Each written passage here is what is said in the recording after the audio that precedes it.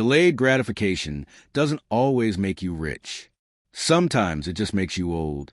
Charlie often joked that having 8 children cured him of any simplistic beliefs about nurture alone. You start to see patterns. Somewhere out there's a 95-year-old woman in threadbare clothes who has delayed gratification her entire life and quietly owns a few thousand shares of something wonderful. Meanwhile, it's often the second and third generation heirs pawning old jewelry. Reality has a way of humbling neat theories. Take the idea of delayed gratification and stretch it across modern finance. Imagine buying a 30-year government bond paying 3%. Now subtract taxes on that income. Then remember the Federal Reserve openly aims for 2% inflation.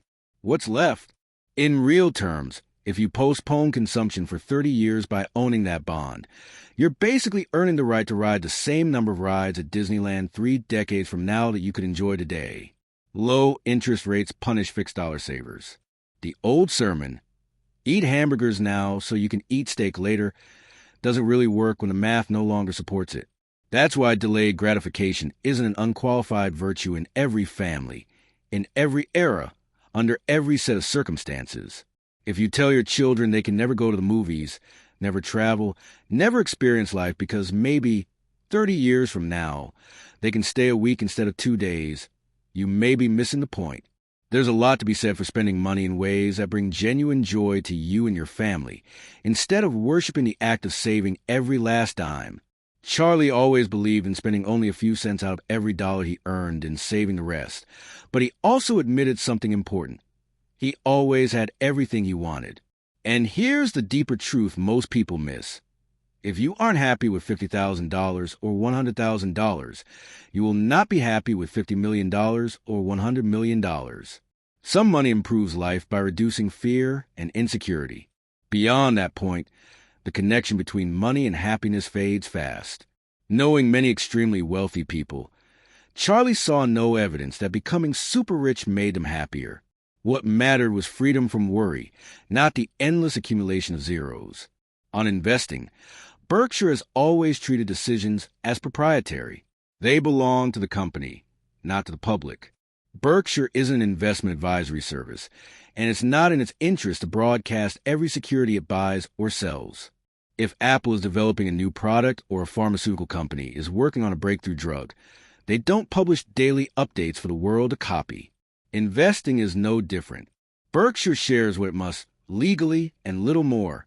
That quiet discipline has been a competitive advantage. Part of the difficulty in answering questions about Berkshire is that it's deeply peculiar. There is nothing else quite like it. No bloated headquarters. No endless committees debating themselves into bad decisions. No bureaucracy choking judgment. It's radically different, and awkwardly so, but that difference has worked. Berkshire doesn't want to look like everyone else, and it won't apologize for it. One of Berkshire's greatest assets surfaces only occasionally, but when it does, it's priceless. Credibility. It may be one of the few places on earth where someone can make a call on Saturday, meet on Sunday, and walk away with a $10 billion commitment. And nobody doubts that the promise will be honored. No fine print. No escape hatches. Just Berkshire's word. That reputation can't be replicated, and it won't be competed away. Ted and Todd have strengthened that advantage. They've expanded the pipeline of opportunities, bringing in ideas, situations, and signals that might otherwise never reach the top. In calm markets, that may not matter much. In chaos, it matters enormously. If weak covenants, junk bonds, or credit markets implode, as they have before, having more capable minds scanning the field multiplies Berkshire's effectiveness. The next panic will look different, but panic always returns. And Berkshire behaves well when others don't. If the world really does go to hell in a handbasket, you're in good company. Berkshire holds plenty of cash and knows how to act when fear takes over. And if the world doesn't collapse, are things really so terrible? Charlie once joked about receiving an invitation to a Bitcoin happy hour and wondering what exactly Bitcoin people celebrate. He decided they were honoring the life and work of Judas Iscariot. The humor masked a deeper intuition. He remembered stopping in Las Vegas on his honeymoon in 1952, watching well-dressed people travel thousands of miles before jet travel, to do something every single one of them knew was mathematically foolish. They knew the odds. They knew the house edge. And they did it anyway. He turned to his wife and said, "We're going to make a lot of money." Bitcoin, he said, brought back that same feeling.